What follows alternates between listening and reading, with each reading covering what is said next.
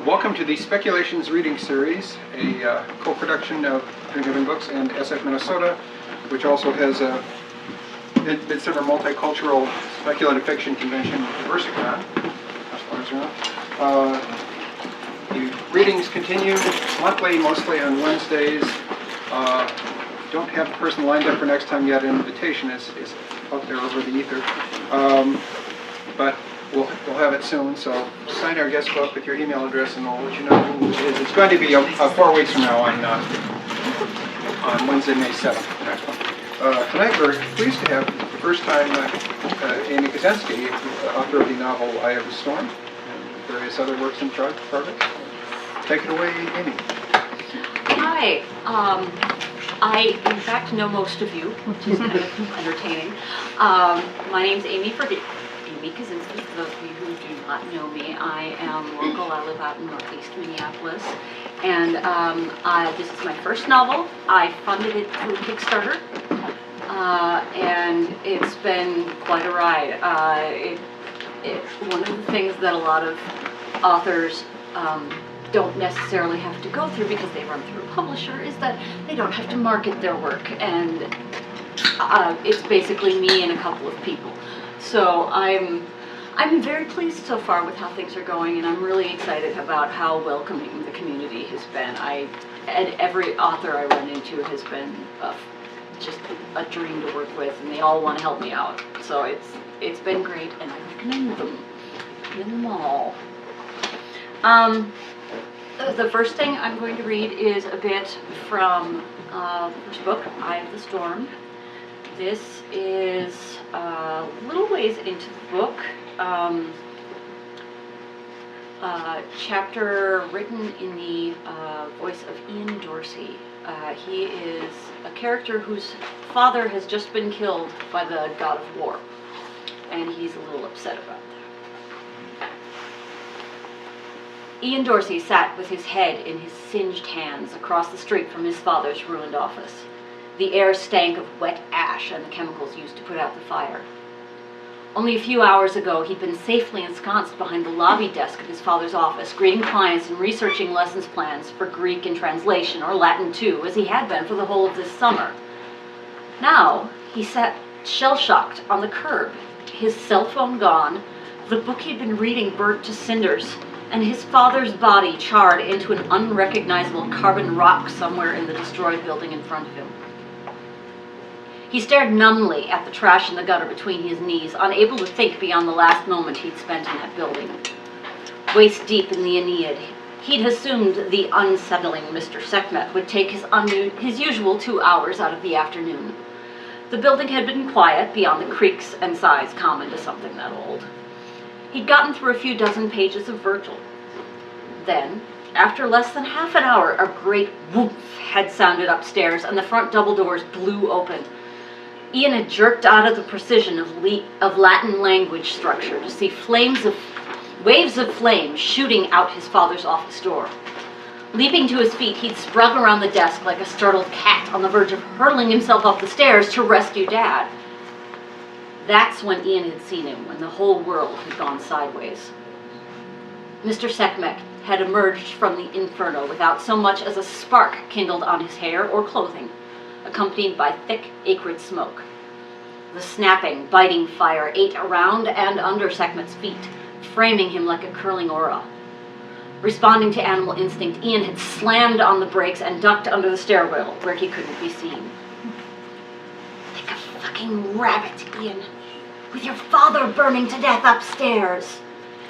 Ian shook his head, hands balling into tighter fists. Those internal voices were getting louder. Again, Ian shook his head violently, this time until his ears rang. It simply wasn't possible, but he knew what he'd seen.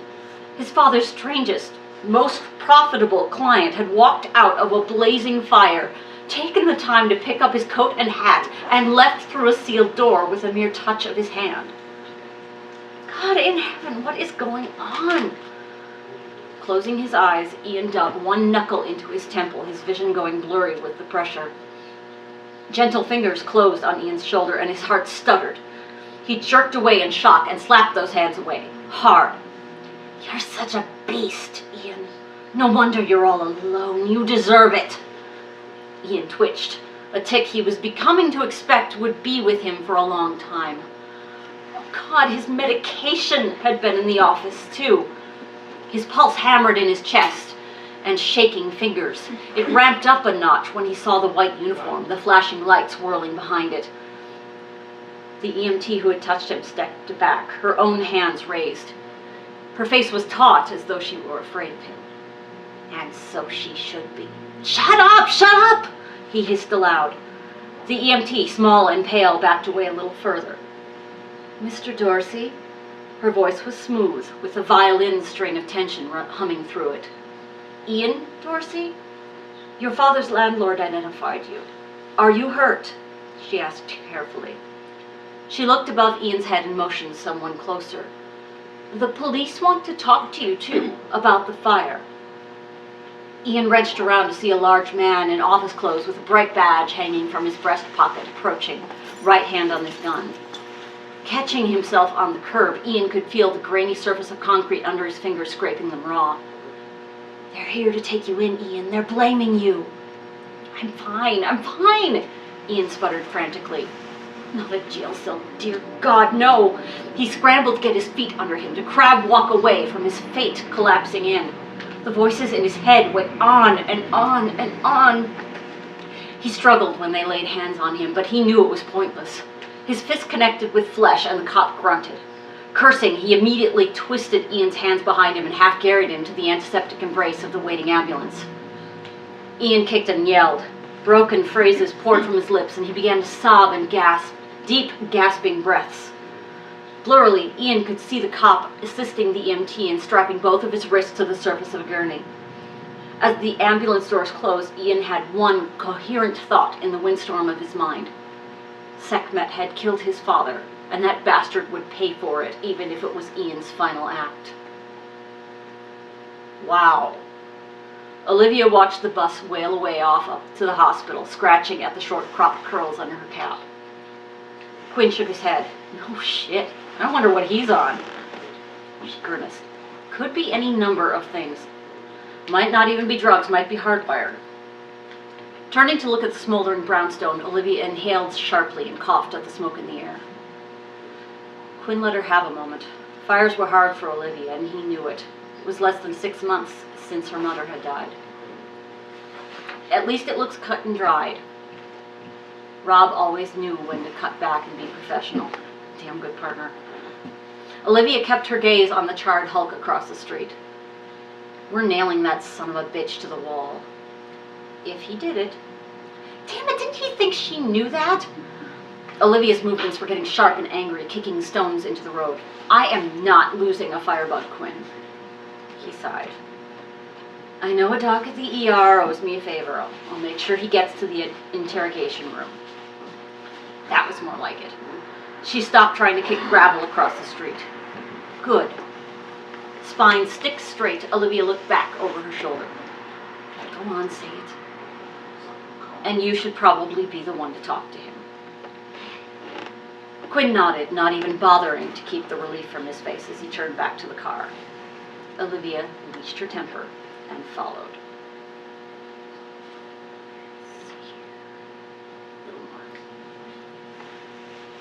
I returned to my home, rid of one problem only to have gained a large set of new ones. The Alexander Sekhmet identity would be a liability from now on. Ian Dorsey seemed likely to have escaped the fire, and either he assumed me dead, suspected me as an arsonist and murderer, or, potentially the worst option, he saw me leaving a burning building through a locked door. I hardly expected the police to believe that, but others might. I have never been without enemies. I tested the wards around my lands again, considered strengthening them. No, that was paranoia speaking.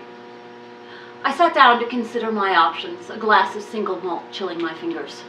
I knocked it back and felt the cold scotch burn all the way down, then set the empty crystal glass down on a nearby coaster.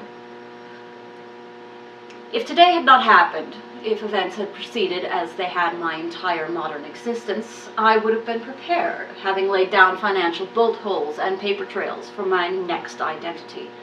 My company would now pass smoothly into new hands, with my suppliers and customers unaware of anything usual. It would appear that the old identity had died of natural causes and had in his will passed on his business to a son, brother, nephew, whomever. And while I'd begun this process already, all of the work had been with Dorsey, as he had sneered before I'd silenced him completely. That was a critical lapse in judgment on my part, and not the first of my long life.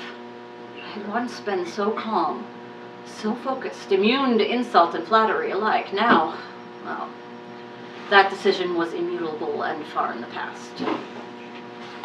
I tapped the crystal next to me, listening to the chime. I could start over completely, set myself up as an upstart grabbing business from my suddenly headless company. That scenario had served me well before. That had also, however, been a few centuries ago, when records were not so well tracked and travel was not so restricted. I heaved a sigh. War was not subtle. I could have silenced Dorsey no other way. It was not in my nature. My siblings would have dealt with him much differently, though it seemed likely they would not have needed to deal with him at all. Of the four of us, my personality was the hardest to conceal. Would that I could wield my siblings' powers. Conquest would have spun Dorsey's heads with words until he trusted her more than his son sitting downstairs. Plague would have cheerfully infested him with something deadly until he broke, and death, the head of our family, would have needed no more than a smile and a crook of his bony finger. I'll start there. Let's see here. I had a request to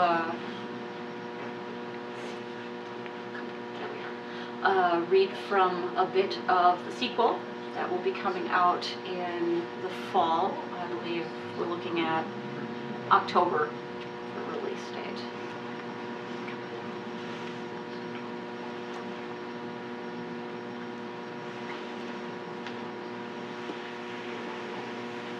And of course, I didn't manage. Here we go. Okay, we're going to start a little way in. For those of you who have read the book, part of this is at the end of Eye of the Storm as a teaser chapter, but I am going to read on a little bit past that. Dave Svensson smacked the side of his monitor hard, making it wobble precariously. "Damn it!" he hissed. His shares were down, lower than they'd been all quarter, and with a review looming, he couldn't have that. "Quit abusing the merchandise, Dave. IT isn't going to give you any new tech until next quarter. Besides, the NASDAQ doesn't give a shit if your screen breaks." Sarah Butler shared Dave's cube, and he hated her for it. Not that he minded sharing with a woman, not at all. He minded sharing as a concept. Sarah took his bitter glare with typical calm. She kept her long black hair in a tight bun at the nape of her neck, a severe look that went well with her tailored suits and unadorned face. The fact that she had the face of a goddess made adornment unnecessary. Dark, heavy-lidded eyes and petal-soft lips distracted her competitors long enough for her to snap up their prize deals and use their bent backs as stepping stones. Dave wouldn't be the next stone, though. He and Sarah had been sharing the same cube for the past 6 months, longer than either of them had kept a cube mate. Price insisted that her people share cubes. She said it fostered competition, and it sure as hell did. The losers moved out, the winners moved up. He knew he had to find a toehold on Sarah soon. Stalemate was almost as bad as losing. Shrugging, Sarah turned away. Dave was about to throw a rude gesture and get back to his numbers when his computer pinged. He glanced back and felt a jolt of excitement mixed with fear. A group IM had popped up on his screen from Price. She had sent it to a blind copy group named Topped Producers. "Come to my office now." Dave leaped to his feet, almost knocking over his chair. Sarah pushed it back as she too stood up. 2 other heads popped up over the cubicle walls. Kurt and Nina. Sarah snorted quietly. "I guess we all know who the top producers are now." Ignoring her, Dave locked his computer screen and took off towards Price's office, blazer in hand, determined to get there first. He spared a quick, gleeful thought for Sarah's impractical heels and hobbling skirt and looked back to catch her eye. She was following him demurely, movements unhurried and smooth, unruffled, in command. Damn it, thought Dave. He felt heat building in his armpits, sweat misting his temples. He pushed it into his longish hair and shrugged into his blazer as he scuttled through the cubicle maze, gathering curious stares.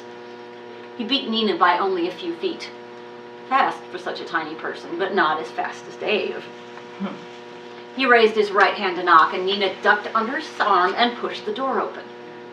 Damn it. Dave forced his expression into a calmer configuration and followed her in with Kurt breathing down his neck and Sarah strolling behind with a smile on her lips. They had all been in Price's office before, but Dave still found the long, echoing walk to the desk harrowing.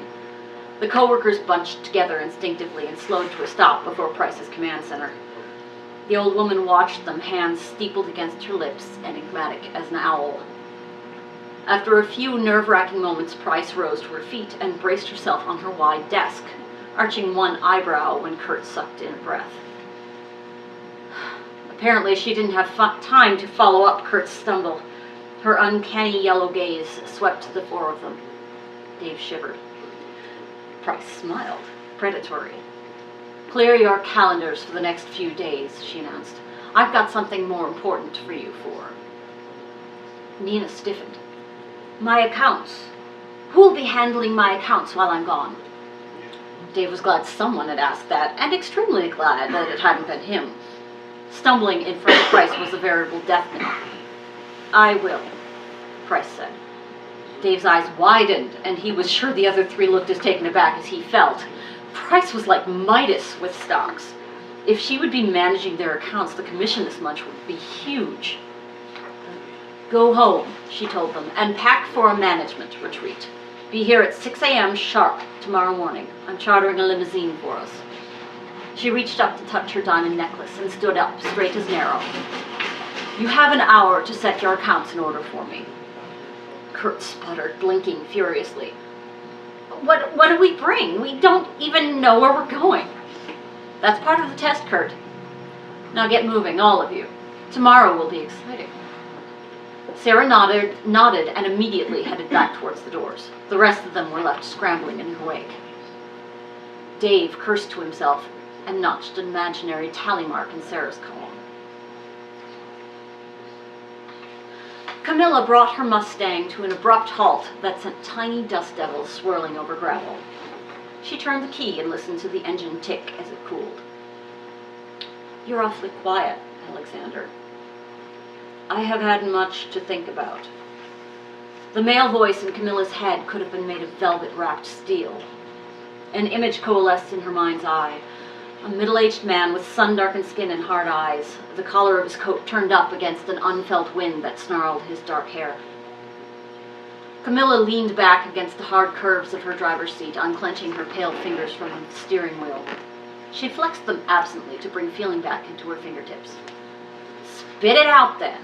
She reached for the door handle. Alexander shook his head. Wait a moment. His lips retracted to show white teeth. Shoving down the spark of irritation, Camilla settled back again, posture ramrod straight. What? She snarled. I thought we had a job to do here, Alexander. Get the family here by tomorrow. Pretty damn simple. Her voice cracked at the end, a fluting note of anxiety, entirely destroying the confidence she tried to protect. He didn't call her on the misstep, and that somehow made it worse. I have known my sister for nearly my whole existence, Camilla. I don't know what she's planning, but I am not comfortable with trusting her. I'm not trusting her. Jesus, you make it sound like I'm gushing all over her. Camilla rubbed her face. I'm just tired, okay? Everything is going to be fine. Alexander hissed. You don't have time to be tired. Not this again. You've been saying that every 5 minutes for the past 24 hours. And the more Alexander brought it up, the worse she felt. It was like her bones had turned to lead. I will continue to say it until you listen. You should not be so tired. Not anymore. It hardly matters whether I should be tired, does it? She muttered. I haven't slept in days, not since you moved in. Despite herself, Camilla could feel her senses sharpening. Her nostrils flared. I'm doing the best I can. It will not be good enough to survive unless you meet the challenges that face you. She growled. Don't you talk to me that way. Treat me with respect, damn you. Alexander laughed. Even though it had lost the power of horror it had contained just a day ago, his laugh still scoured her raw. If you think my family will respect your sad, mortal needs, that was enough. Shut up, you has-been! How this retired old bastard thought he could take her on. I am war now, damn it. I am war. The words roared out of her like a cleansing fire, and watching him retreat from her power filled her with joy. I am in charge now. Not you, not ever again. You do what I say or I'll squash you like the bug you are. Alexander stumbled back again, one arm up to shield his eyes. A rueful smile quirked one corner of his mouth. Better. Camilla's eyes widened. Do you think you can bait me? I should flay you skinless for your attitude. Her hands bunched into fists. I'm not baiting you, woman. I'm teaching you. He was leaning into her ire as though it didn't bother him at all now, like he was almost enjoying it. You're not my teacher, he snarled. You're right, I'm not your teacher. But you had better learn from me all the same. You're so much like me in the worst ways. I am not like you. Camilla felt her rage building, a boiler about to explode. It hunched her shoulders and made her tremble. I am not like you.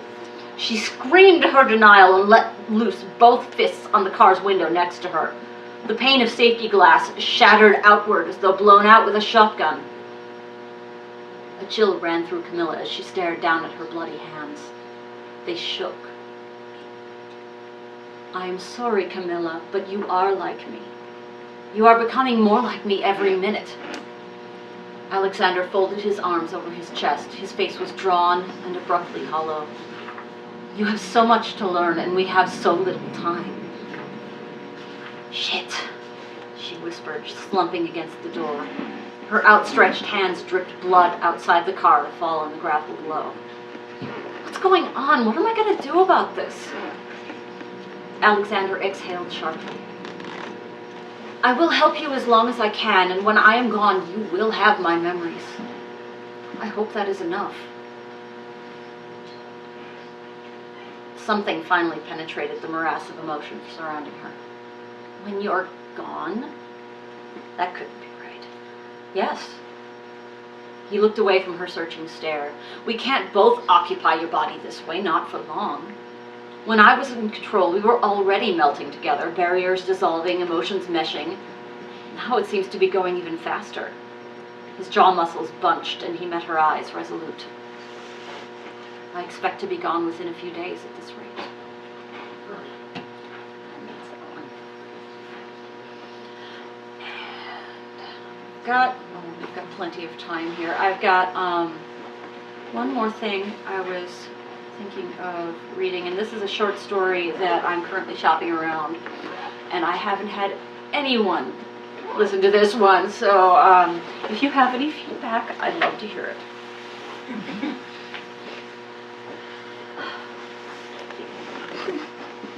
Because the dead do not sleep, Dr. Marie Flouette was reading at her desk in the great library when she felt the great building shudder like a flea-bit dog. The alarm bells began to clang almost instantly. She looked up to check the large clock that leaned against the far wall. Its burnished copper face showed that they were in the 3rd hour of the night. Marie frowned and began marking her place in the books spread across her wide desk. Damn her stiff fingers, they made this task frustrating. The front doors of the library banged open, an impressive feat considering their size and weight. Dr. Flouette, are you in here? The voice was high-pitched and panicked. Hélène de Martine. Marie rose with the speed she was still unaccustomed to and sent her chair crashing backward halfway across the room. Doctor! Hélène sounded panicked. Blast it. I'm here, madame, at my desk. Slippered feet hurried toward her. Madame de Martine rounded a tall shelf of books, still clad in her nightclothes. Her dark eyes were wide. "Bless your scholarly nature, Doctor," she gasped. "This is the safest place in the hub." Marie shook her head impatiently, almost dislodging the smoked glass spectacles perched atop her bald pate. "The alarm, madame. What's happened?" Helene's husband rounded the bend, followed by several of his guards. He wore a hastily donned tunic and trousers with an épée in one hand and a huge antique pistol in the other, the match lit and glowing sullenly. The acrid smell of smoke did not mask the scent of mud and rotting vegetation brought by his guard. Marie wrinkled her nose. The tall, thin man was House Martine's defender, and as such always had an honor guard with him. Marie knew she should be used to the stink associated with the dead by malice. She'd lived with it in her entire life, but ever since she'd joined their ranks, the presence of the dead servants made her gag. Guillaume de Martine sheathed his sword as he replied. One of the rear windows was breached by a small explosion. A few of the dead by nature got in. Marie froze. Which rear window? Monsieur de Martine gave her an approving grimace. Your window, Doctor. Curse her ridiculous, unprecedented situation. Marie Fluette had died 7 years previous when her snake of a brother set an asp in her bed. The death was quick, but exceedingly painful as venom coursed through her with fire in its wake. It took less than 10 minutes for it to kill her, but the pain was secondary to the fear raging through her as she died. She knew what waited for her on the other side of death. Those who were murdered, killed with malice aforethought, were doomed to return to a semblance of life. Skin gray, voice slow and choked, movements stiff and yet unnaturally quick, effectively automatons that somehow still responded unquestioningly to order. By long tradition, these dead by malice were clothed in gray and sold at the next auction as servants and guards. No one wanted to keep his dead mother as the downstairs washerwoman, after all. Marie valued her mind more than any other part of herself. That fire creeping through her body had meant its death, and she could imagine nothing worse than living on with the memory of its loss. She'd woken later that day as an impossibility. One of the dead by malice who'd somehow retained all her faculties. It made her a valuable commodity in the society of geneticists working to reverse the condition. She'd finally chosen to take the offer of House Martine, where the head geneticist would be allowed to study her, but would not prevent Marie from her own studies. More than once, other houses had attempted to kidnap her for their own programs. No one had ever tried to have her destroyed before, though. A person who died by natural means, a fall, old age, disease, would still return after the death, just as the dead by malice returned. The all-important difference was that the dead by nature came back as rotting, ravening beasts, afraid of daylight and hungry for blood. At night, every house was locked down so that the ever-increasing hordes could get no further than the walls. An explosive touched off at her window would allow the dead by nature entrance to her rooms and would have led to her total destruction. They would have torn her to pieces and then eaten her like the animals they were. Marie shuddered, an involuntary spasm that shook her to her numb toes. Who would even think to do such a thing, Monsieur de Martine? Does your house have such enemies that they would break dear-held morality and destroy one of the few abnormalities of the dead just to prevent House Martine from grasping it? Dark humor curled her lip. I would rather they try to woo me away. Guillaume ignored her. He whispered commands to his unnaturally still guards, and they flashed away in different directions, moving so quickly that the eye could barely register them. When they were alone, he pinched out the glow of his pistol's match and laid it on her desk next to the gas lamp. Hélène sighed. Putting one long-fingered hand on her husband's elbow, she steered him with her arm and eyes to the narrow doorway that opened on the rest of the library, beyond earshot. His gaze warmed on her, and though he shook his head ruefully, he did as she asked. There are indeed houses that would be overjoyed to see the downfall of House Martine, she said, but none I can think of who would willingly destroy you in the process. I can but think that this feels more personal, or perhaps insane. Marie sniffed. I am not convinced of my innate value to your effort, madame. Perhaps someone else shares this view and simply used my window because it was unguarded. The geneticist shook her head. Panic-stiffened limbs began to relax as she found herself on familiar ground. I very much doubt that, Doctor, she remonstrated. Especially since House Martin has thwarted at least 3 kidnapping attempts aimed at you alone. Rubbing her numbed hands together briskly, Marie shook her head muck regretfully and turned her attention to the stacks of old tomes on her desk. She had quite a bit of reading waiting for her. Are you satisfied of my safety? She raised her voice and directed this acerbic barb at the house defender, knowing he held the keys to her privacy in matters such as this. May I return to my work, my lord? Guillaume glared at her with blue-tinged black eyes. Must you always beard me like that, Doctor? I am here to protect you. I am not your jailer. Marie sighed. I do not deny it, Monsieur de Martine. I merely dislike the boundaries that you must enforce. He snorted at her, the dark eyes warming a fraction. Hélène's face fell into gentle lines of amused irritation. No more of this pecking at each other, please, I beg you. Hélène chuckled.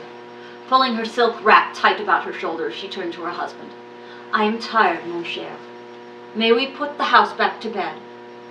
She put her hand on Guillaume's arm, and the look he gave her was so full of such naked adoration that Marie turned away. She focused on her parchment and paper-strewn desk, pushing down a longing she knew could now never be satisfied. Guillaume called to her. Doctor, he said, I will leave a guard at the library door. Does that suffice? She did not look up. You know it does, monsieur. Now let me return to my work before morning arrives. Their steps receded. The big main doors closed much more softly than they had opened. Marie let her eyes slip out of focus until the room around her was a blur. If only her loneliness could also smear into indistinct shapes and make as little sense. Behind her, a floorboard creaked. Marie clamped her jaw tight. Your master has bid you guard me, not hover over me. Pray keep your stinking presence at the doors and windows. It was an uncertain command, since the house servants only rarely obeyed her. I have no master, sweet sister. Once more Marie got up so quickly that her chair fell back several feet. Her ears had not lied to her. Less than 10 feet away stood her brother Henri, brandishing a strange contraption with a small flame dancing at one end. She forced her shoulders back, though they wanted to hunch down over the hollow in her heart. No master only because you killed me, Henri. He sneered. Marie hadn't seen him since her transformation, and the past 7 years had not been kind to him. He was drawn and gaunt, and his filthy clothes hung loosely on his frame. His contraption, however, gleamed brighter than the copper clock behind her. I didn't kill you enough, Marie. He chuckled, a throaty sound that reminded her of their father. She shuddered involuntarily. To cover the reaction, she shook her head and pointed at the contraption. Is that what your glorified match is for? To kill me enough? The chuckle became a laugh, and this time Marie could not conceal her fear. It's more than a match. This device is of my own design, just for you, dear sister. Its canisters contain naphtha, and when the fuel is pumped past the flame. Terror choked her. You would burn down this entire house. Henri, House Martin never did anything to you. She spread her arms, though they shook. You have me, brother. Do not consign these people to death. They have been good to me despite my pitiful state. Henri growled and moved closer. That does not put them in my good graces. She retreated, hands now held out in supplication. Why are you doing this? She cried, her voice rising. We were never friends, but I am gone now, Henri, and you have everything you ever coveted. Why do you continue to hound me? And I will stop there. Family. Anyone have any questions? Anything you'd like to say or ask? I'm definitely very curious now about what Henri wants. What's going on? That's the idea.